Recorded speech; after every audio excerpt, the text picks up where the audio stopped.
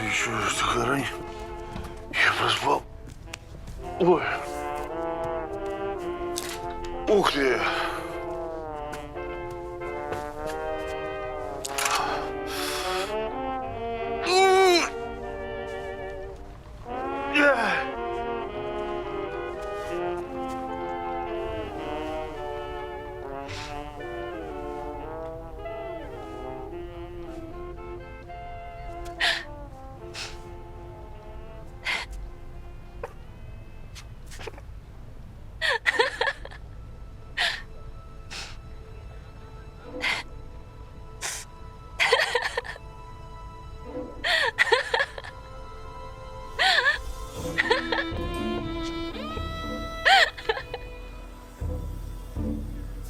По лицу бил. И ногами. Так и не устал. Вся в синяках.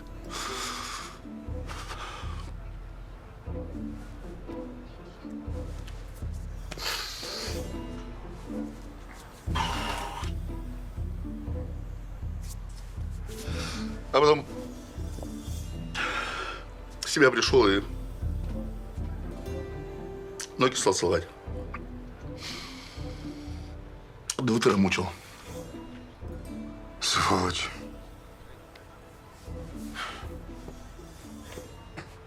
Слушай, Степа, может быть, ей к тебе переехать? Да я ей то же самое сказал. Ну.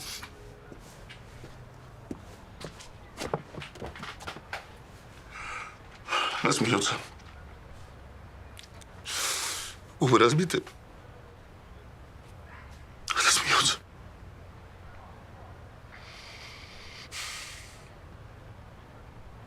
Ну, вообще, сначала, как она уснула, я просто к нему пошел. Я думаю, все, я сейчас просто башку паскуде сверну. Понимаешь, все кости переломаю. Дошел практически. Он просто остановился, я говорю, стоп. А как тогда? Я сейчас его убью. Не, схватит. Повесит. А она как? Что с ней? Не получается.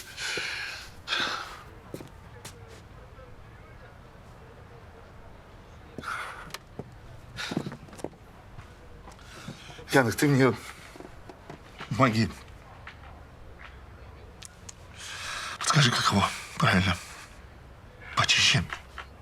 Я что-нибудь придумаю, Степ. Послушай, ты потерпи немного. Нельзя его сейчас убивать. Почему нельзя? Он мне нужен, Степа. Понимаешь, нужен. Я тебе обещаю. Он за все ответит. Ты потерпи.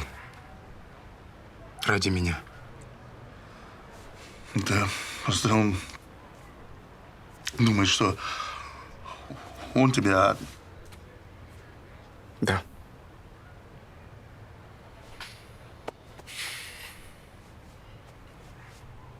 А помнишь, что в монастыре, когда нас уже окончательно решили, ты этот черт сказал, что ты красный. Ты красный.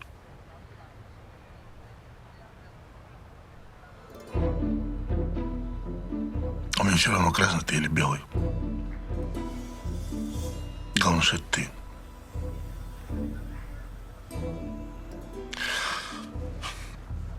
Ты только долго не тяни. То я не вытерплю.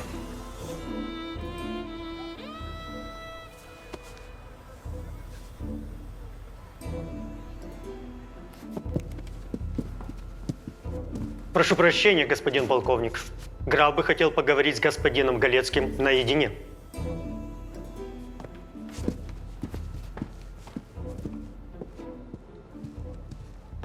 Еще раз хочу поблагодарить вас, пан Галецкий. Добытые вами документы сделали бы честь любому метру разведки. Конечно, в оперативные планы придется срочно вносить корректировки, но большевиков ждет сюрприз. Садитесь, прошу. Можем поговорить о вашей дальнейшей судьбе. Если у вас есть желание заниматься оперативной работой впредь, потому что способности у вас определенно имеются. Благодарю вас, господин граф. Мистер, обращайтесь ко мне, мистер. Род Гжибовских живет в Британии с 1964 года. После подавления Анварского восстания мой дед оказался перед выбором – эмиграция или Сибирь. Он выбрал Лондон, так что у меня две родины. Так, как и моего сына Збигнева. Пан Галецкий, я вас пригласил для того, чтобы обратиться с просьбой. Спасите моего сына.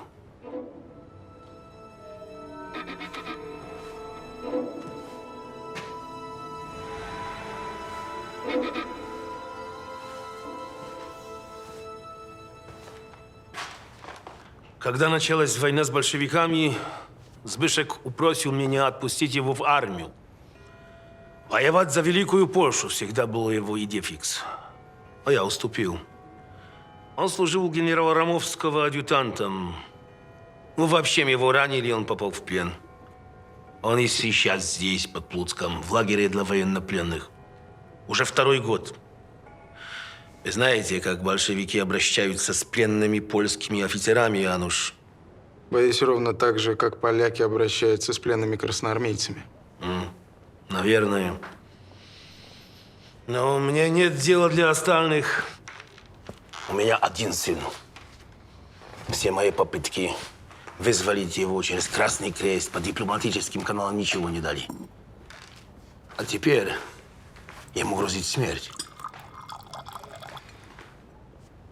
Спасите моего сына, Януш. Любые необходимые средства будут вам предоставлены по первому требованию. Если вы согласитесь, можете рассчитывать на глубокую отцовскую признательность.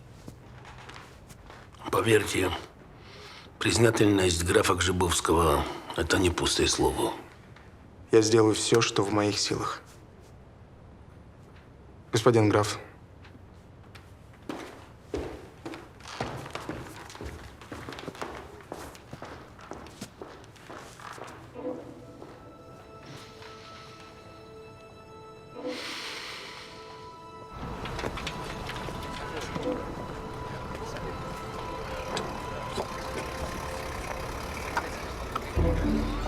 Пан полковник, правильно ли я вас понял? Вы приняли мое предложение? Так, И я могу рассчитывать на ваше молчание и на ваше содействие? как и я на ваше. Возможно, вы были правы В чем? в том, что наше сотрудничество принесет мне выгоду. Другую, не как прежде. Останови. Можно вас на минуту?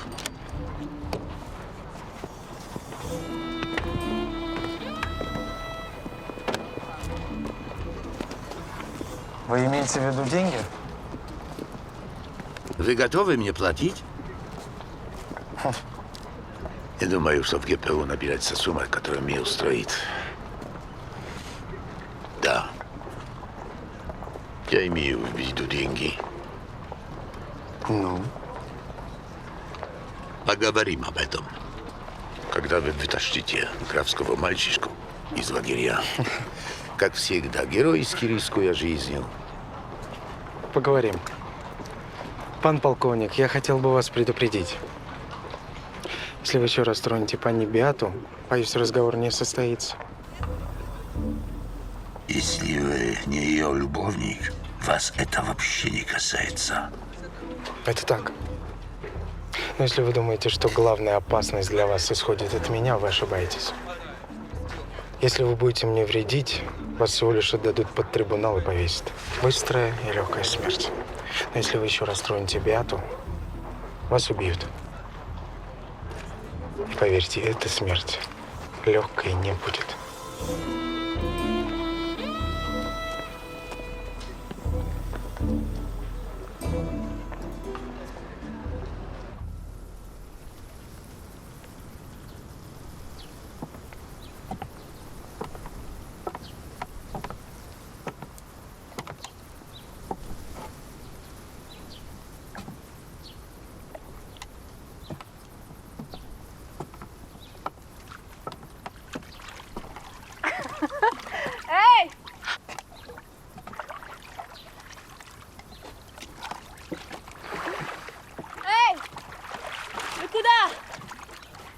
Идите ко мне.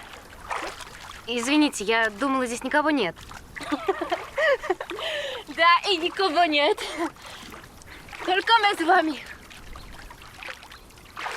Ну, раздевайтесь. Нет, я просто гуляла. Вода уже холодная. Не страшно, если кровь горячая. Дайте мне руку.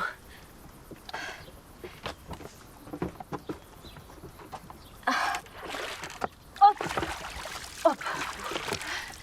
Спасибо.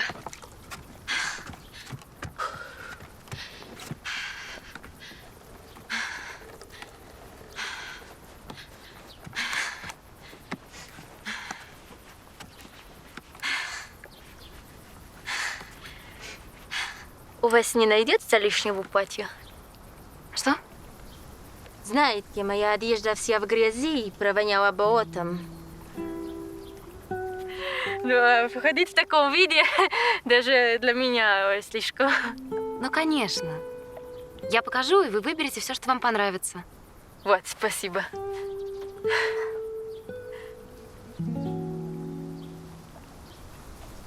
Вы такая храбрая.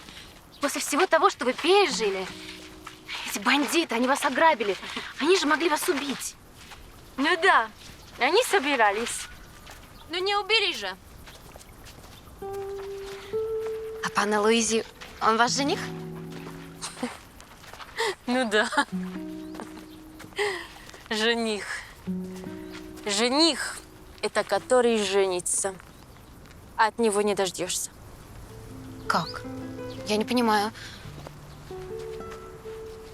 А в каких же вы отношениях? Любовь у нас вот в каких.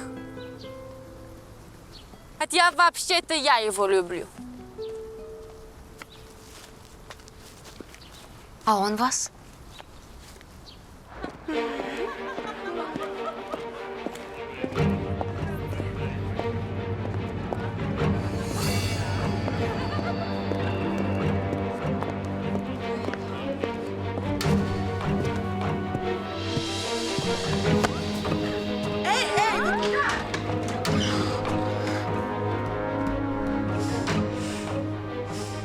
Вон. Пошел вон. Пан полковник, сюда нельзя.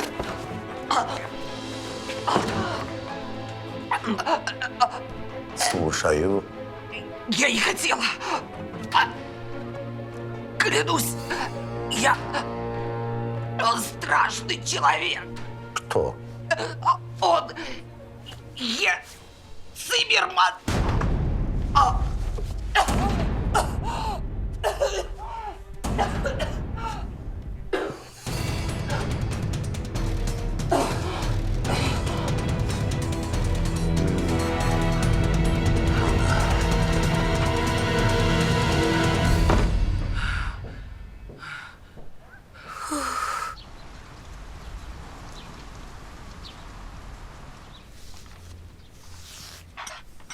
Но он же вас любит. Ну, когда как. Это вас устраивает? Нет, конечно. Ну что уж тут поделаешь, если я его люблю, а все остальное.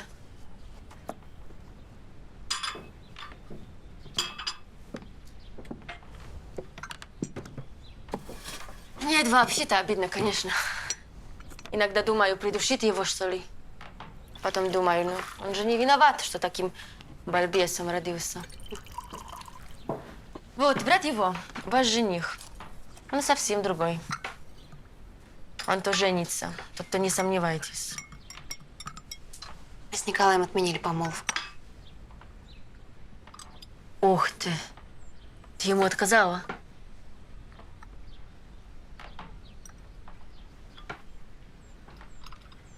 Ну и правильно. Еще неизвестно, кто из них хуже. Что? Знаете, бывает, что человек с виду такой приличный, а на самом деле...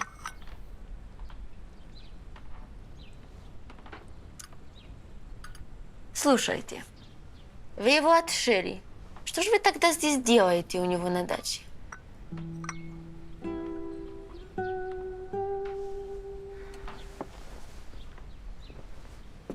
Прячусь. От того, кого готова была считать своим женихом. Вы такая интересная. Одному отказали, а другого прячетесь. А тот, кто второй, чем не угодил? Он оказался лжецом. А еще он убил человека. Господи, зачем я все это вам рассказываю? Ну, видать, накипело. Я вам так скажу. Мой Алойзий врет через слово. А насчет кого убить? Если он бы даже 100 человек убил, ну и пусть. Если я его люблю, мне все равно.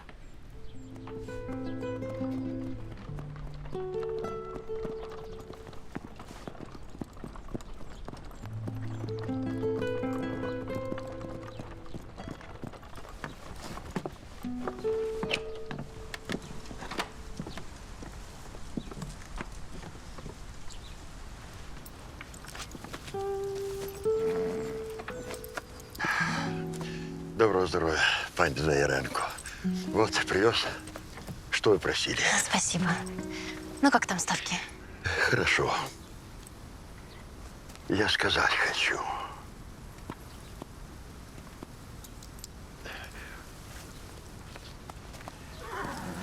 Приезжал он, тот, который пана Януша погубил. Что? Мне сказали, что он сбежал. Был, вчера был. Приезжал, спрашивал про вас. Как вы, а я молчу, как вы велели. Я ничего не сказал, а он на могилу пошел. Стоял, долго там стоял. Я за ним. Думаю, зачем он?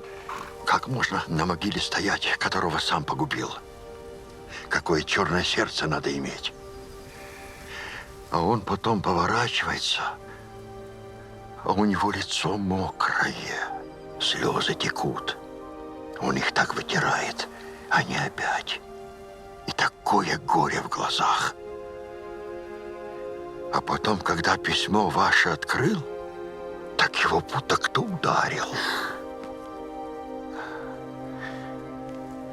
А может, это не он? Я так думаю, не может злодей так убиваться.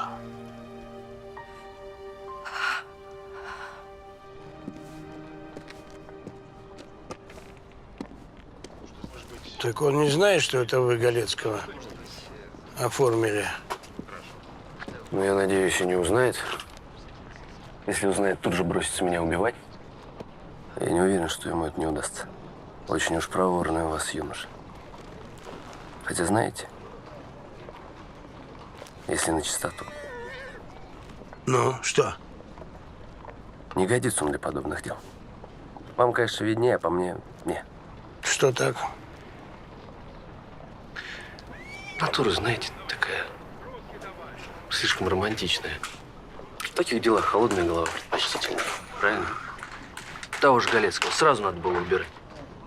А этот дождался, пока его в контрразведку заберут. Потом пивать бросился. А если б не вышло отбить? А его роман. Какой еще роман? Он что, не докладывал? Ну как же? Любовь к одной очаровательной юной помещице. Вообще, боюсь, как бы он с ней дров не наломал. Начал, говори. Ну? Ну, барышня с Норовым оказалась. Дала ему полную отставку, исчезла из города в неизвестном направлении. И вот ваш цимбал меня уверяет, что он вот-вот бросится на ее поиски. Ему виднее, он товарищ поручика лучше меня знает. Что же он творит, мерзавец? Передайте ему, чтобы срочно явился. Сегодня же ночью. Я-то, конечно, передам, если еще застану.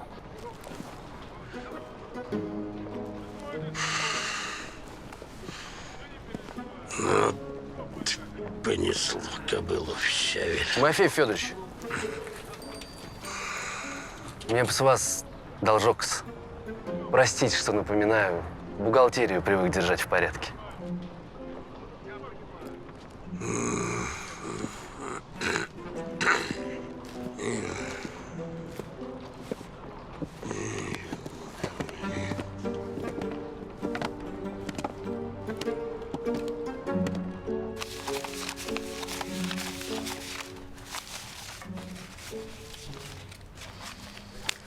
Ну что ж, все верно. Благодарю. Всего доброго. Всего доброго. Погоди. Не надо ему ничего передавать. Вообще не говори ему ничего. Ступай. Как вам будет угодно. Этот Галецкий, товарищ Шилов, он с самого начала непонятный был. А мне понятный, насквозь понятный. Ну, думал, раз такого прислали, значит, им-то видней. Значит так, надо этого генерала за кадык брать, пока не доигрались. За самый мякиш брать. Вот так. А с поручиком как? Он вдруг и вправду сбежит. С ним я сам. Тряхнул стариной. Авось не рассыплюсь. Я пошел.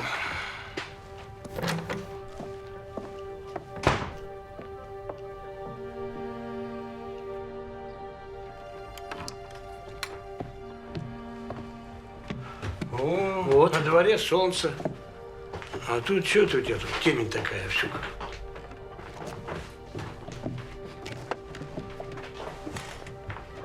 Где Маша? Здравствуйте, Елена Васильевна. Вот думал с утра к вам. Да как-то вот закрутился. Немедленно привезите Машу. А как же я вам ее привезу, если ее нет? Я же ее увез. Это что, картошка? Вы что, не ели, что ли? Вы что, не слышите меня? Где моя дочь? Да не волнуйтесь вы так. А как же увез? Она же слабенькая, хрупкая совсем. Вот и увез. Куда? Так в лагерь. Недалеко тут. Что? Чего напугались-то? Про пионеров слышали? У нас тут организован такой для детей сотрудников и ответственных работников. Коммунар называется. Хороший лагерь. Правда, Овсюк? Ну да. Ну вот. У тебя там ничего не подгорит? Понял, товарищ Шилов. Дух на весь двор. Овсюк там кошеварит. Сейчас кулешу принесут горячего. Я тоже с утра, как вскочил, ни крошки во рту не было. Вот так вот. Не волнуйтесь, хороший лагерь. И речка там, и питание в самый раз. Селенок-то поднабраться после болезни. И медработник имеется. Хорошо и там с ребятишками будет. Поди лучше, чем здесь. В заперти-то. Письмо-то не написали еще? Нет. А чё так? Привезите Машу, прошу вас.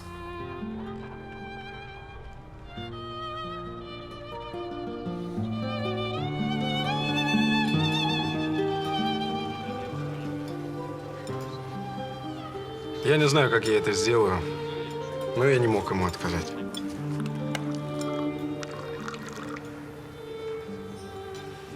Да.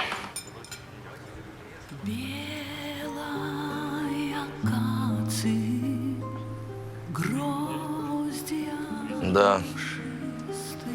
Граф был прав, когда говорил, что как только мы выступим, пленные будут уничтожены. Надеюсь, нам удастся спасти хотя бы часть до того, как это произойдет. А вообще, знаете, сколько их здесь содержат? В лагерях до 1000 офицеров. Как наших, так и поляков. И у них нет такого влиятельного отца, который мог бы нанять вас для того, чтобы спасти их. Ну, так чем я могу помочь вам? Виктор Алексеевич. Да. Я хотел бы знать, что за человек Збигнев Гжебовский. Ну, чтобы понимать, на что я могу рассчитывать, когда доберусь до него. Ну что ж. Ну, если он еще жив, то он не сломлен. В этом можете не сомневаться. Человек смелый. Смелый и упрямый. Он и в плен-то попал, потому что упрямый. И не потому, что его отец, а потому что мальчишка. 17 лет. Но он самовольно сбежал и вместе с эскадроном вперед в атаку. Так что если он жив, и вам действительно удастся, обуза он вам не будет. Рад слышать.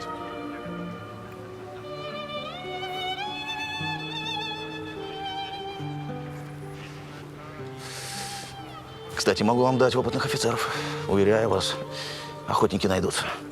Спасибо, но я рассчитываю на своих. Бандитов. Нет. Контрабандисты не бандиты, ваше превосходительство.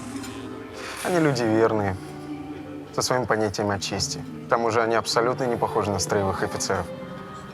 Возможно, вы и правы. Желаю вам удачи. Если невозможно спасти всех, спасите хотя бы одного. Честь имею. Ваше превосходительство. Можно вопрос? Да, конечно. Я мог бы Елену Васильевну с Машей чуть позже. Я благодарю вас, боюсь, но это поздно. Я посылал в Плутск своего человека. По адресу, который мне дал ротмистр Плахов. Ни Лены, ни Маши там нет. Как нет? Они пропали. Я все чаще понимаю, что зря я вас тогда не послушал.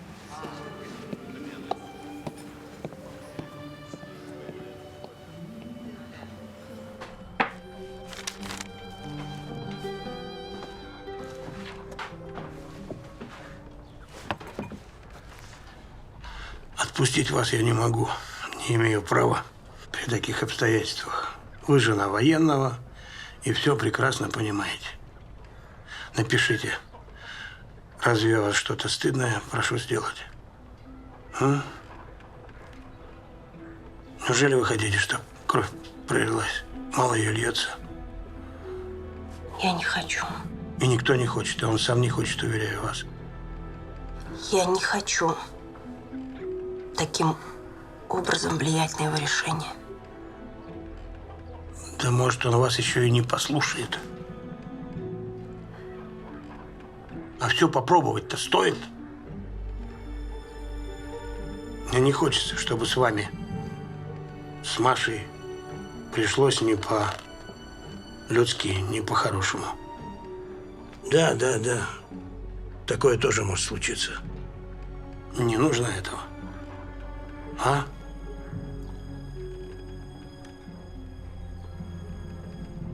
Пожалуйста.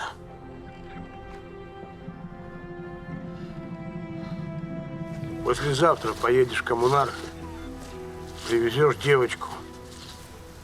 Да не торопись, к вечеру привози. Пусть малость потомится.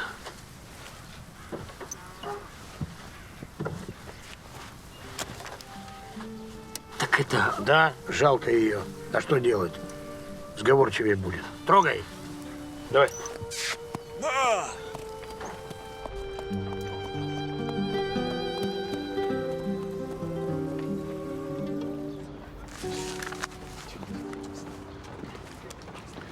Это правда, нет их нигде.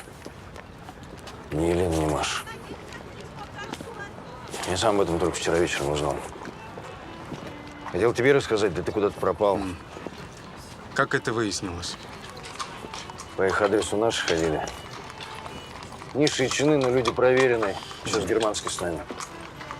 Понятное дело, по своим делам ходили. Ну, заодно. Ромовский лично просил. Хватился, дурак. Тише. И что тише? Что тише? Там по этому адресу какая-то злая бабка. Говорит, ушли. А куда? Зачем? Я их отыщу. Да где ты их отыщешь? Как?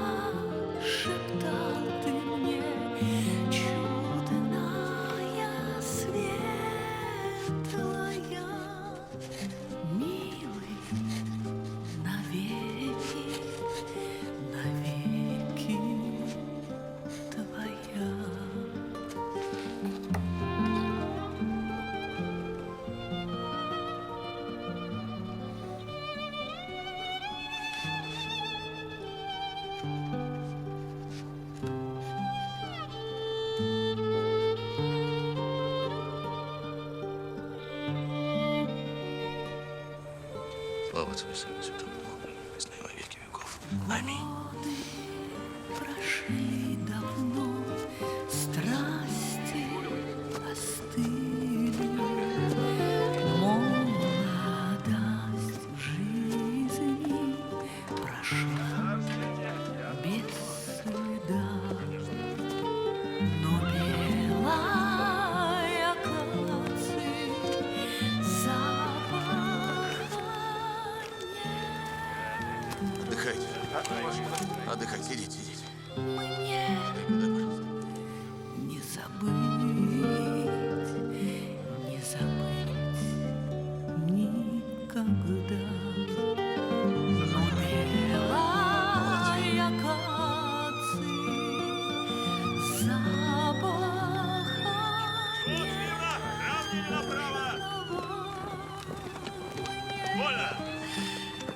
не забыть,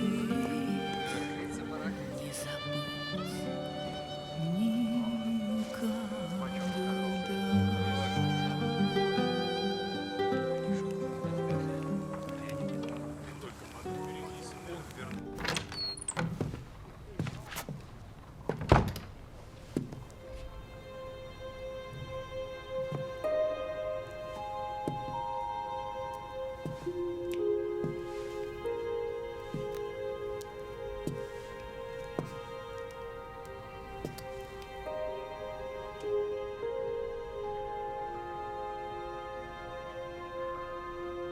Ты все-таки пришла.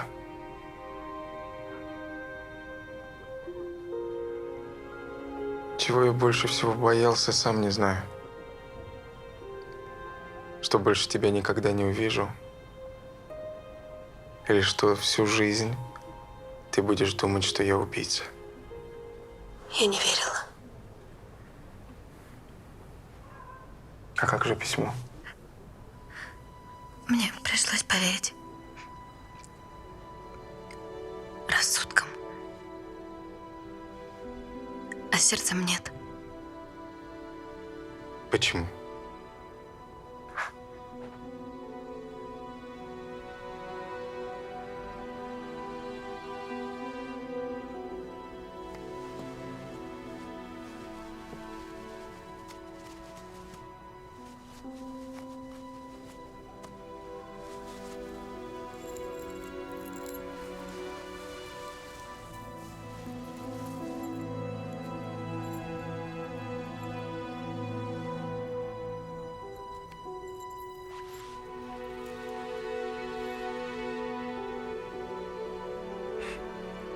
Это его ладанка.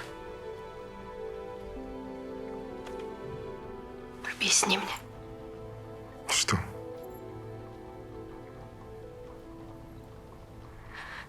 Когда я ее увидела, я поверила.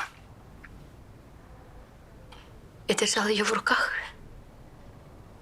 Сердце противилось, но я не знала, что думать. Просто объясни, Я не понимаю, о чем ты.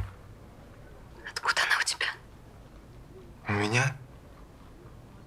Я нашла ее у тебя на столе. Что? Я приходила сюда. А тебя не было. Я ее увидела и взяла. Я подумала, что если тебя будут искать, ее найдут, тогда они поймут, что это ты.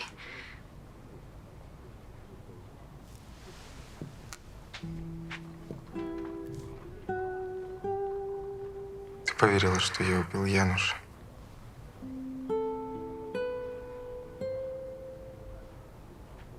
И все равно хотела меня спасти.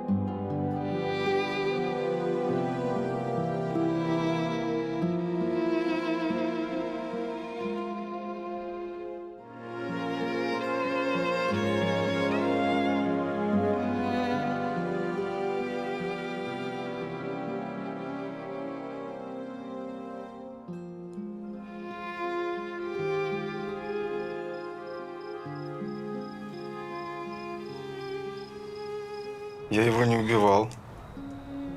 И ладанки у меня не было. Соответственно, на стол я ее положить не мог.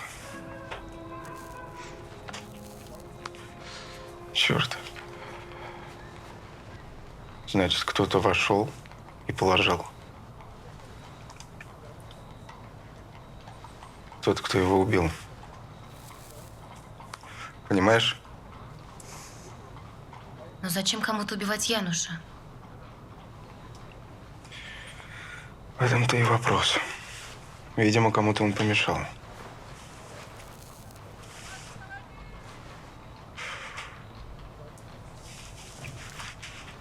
Или не он, а я.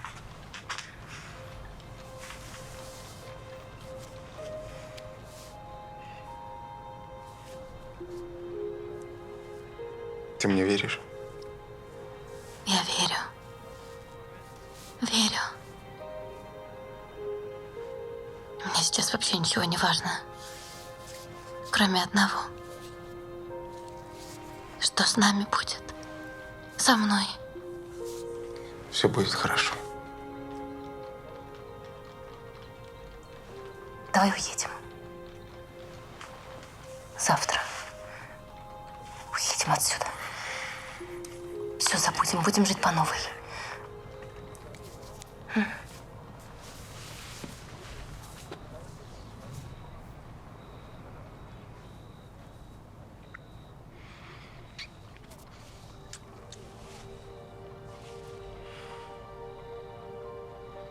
Я не могу. Сейчас не могу. А почему?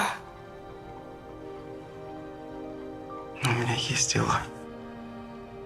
Их надо закончить, а потом... Нет. Нет никакого потом. Я не знаю, зачем тебя прислали. Какова твоя цель? Наверняка она благородная. Ты бы не стал заниматься подлым делом. Я точно знаю. В этой твоей жизни для меня места нет. Поэтому я решила. Ты должен сделать выбор. Мы уезжаем. Завтра. Навсегда. Ирина. Или я уезжаю одна. По-другому быть не может. Это просто невозможно. Я не могу сейчас уехать.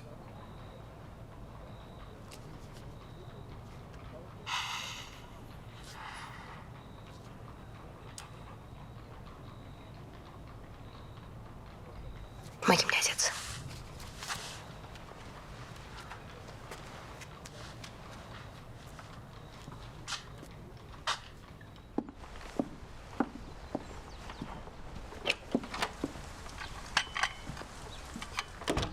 Пани Магдалена, ну что вы меня не позвали? Я бы вам помогла. Что я сама безрукая. И надо нам в ту Варшаву. Надо нам в ту Варшаву. Зачем? Вы, коли охоты, поезжаете. А я в Ставках останусь. Пани Магда, ну, мы же решили. Я не могу здесь остаться. А вы? Ну что же вы меня бросите? Брошу.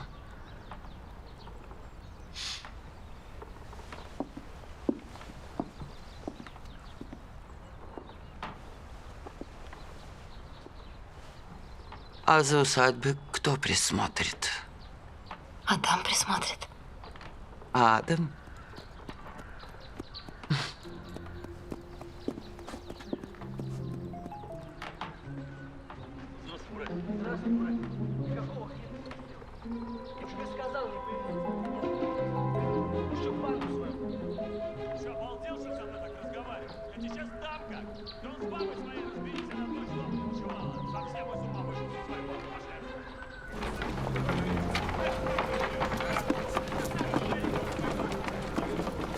Я видел ее, Степа. Ирину? Нашел? Нет, это она меня нашла. Она уехала в Варшаву утренним поездом. Теперь уже навсегда. А что ты отпустил-то? Она предлагала поехать с ней. Ну, что ты не поехал? Как? Как я могу поехать, Степа? Как?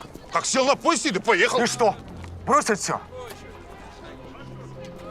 Ты не понимаешь, насколько все серьезно. Конечно, я не понимаю. А ты мне что-нибудь рассказываешь, чтобы я понимал? Яны, ну...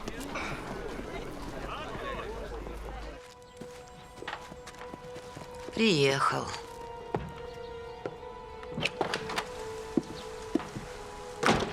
Добрый день, дамы. Надеюсь, появление моего брата не доставило вам беспокойства. Пани Магдалена.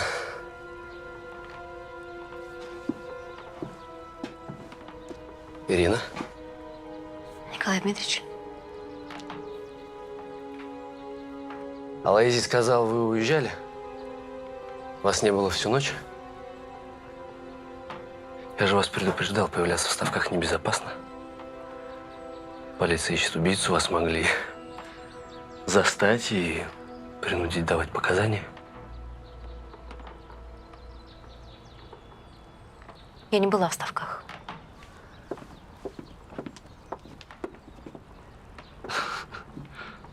Вот как.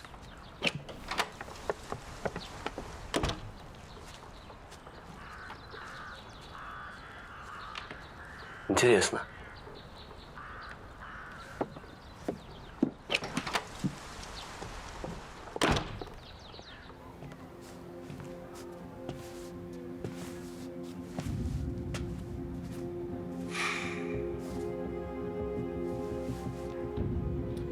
Знаешь, я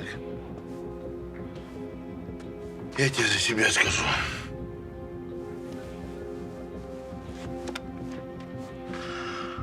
Вот если мне сейчас Беата сказала: Мамонт, давайте конем в Варшаву. Ну или там куда-нибудь еще. Я вперед паровоз побежал. Никакой кнут не нужен.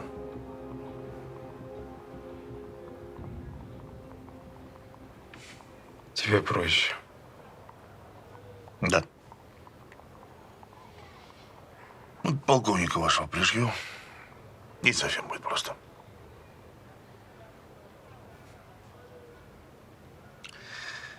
Слушай, давай-ка вечером в Алифан сходим, а?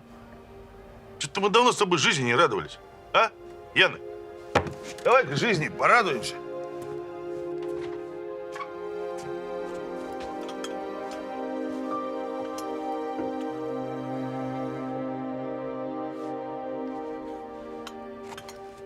Так где вы провели ночь?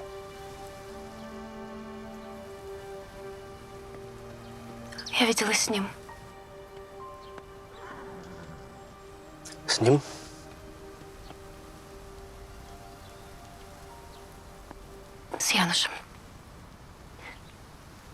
Он никуда не уезжал, и он не убийца.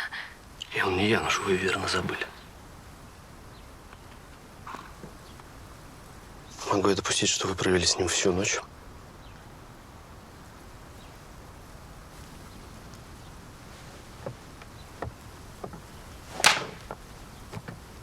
Прекрасно.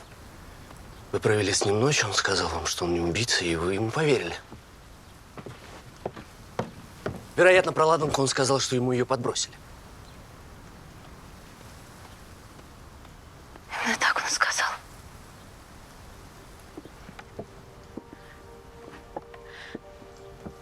Он сказал, что это облегчит поиск настоящего убийцы. Что Януша убил тот, кто знал об их дружбе, об их ссоре. Это только слова, Ирина.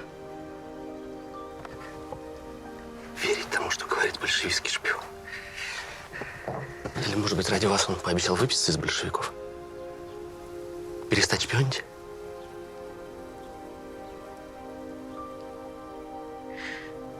Нет. Именно поэтому я завтра уезжаю в Варшаву, как и собиралась.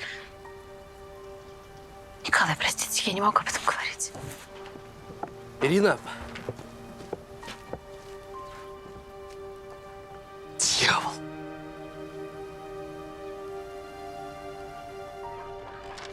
Как-то вы уж больно столько лет не виделись. Неужели рассказать нечего? Я не ему писала, а для вас.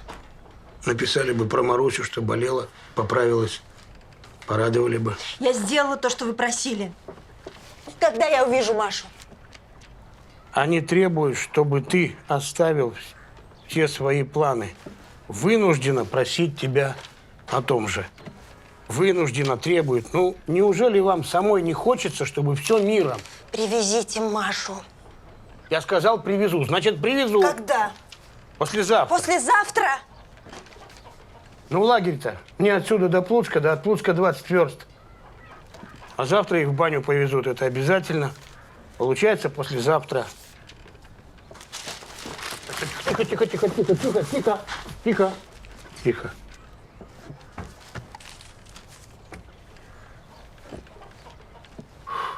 Не надо так, голубушка. Я в прошлом в цирке боролся.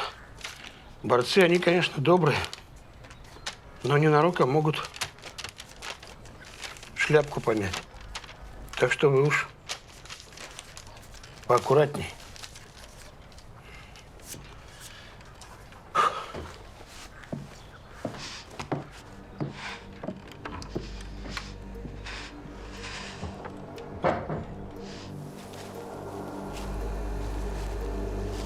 Не понимаю, какого черта я должен перед ним оправдываться? Как награбленное делить, так это он первый. А как брата почти родного приютить, так куда я приперся? Куда я приперся? А куда мне переться? В болото, что ли? Да черт с ним, Алойс, давай уедем. Деньги в монастыре наверняка еще не нашли. Потом вернемся и возьмем. Пусть сам плывет в свою Америку. Нет. С Америкой ты это очень хорошо придумал. Там сейчас таким, как мы с ним, самая жизнь. Только вот он барыньку свою никак в кровать уложить не может. Сказал, что без нее не поедет. Так прямо влюбился. Ну, выходит так. А тут еще, говорят, имению хороших денег стоит, так что у Коли там обоюдный интерес. А она все кабенится. Поступил бы себе по-рыцарски. Ну это как? А как, если в старые времена девка уперлась? Рыцарь что? Пришел, соскочил, развернул, подол, содрал вот так вот. А? Ты, бомбец! Так? А? Вот так! И что ты тогда будешь делать?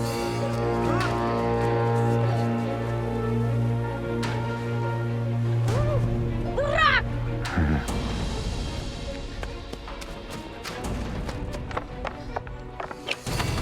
Магда! Магда, мы уезжаем. Я прошу. Уезжаем? Куда? Ирина, что случилось? Умоляю, скорее. Что случилось? Да в чем дело, черт возьми? Подслушивать – великий грех пана Ирена. Боюсь, братец, мы не можем разрешить твоей невесте уехать. Ее отъезд может сильно огорчить нас.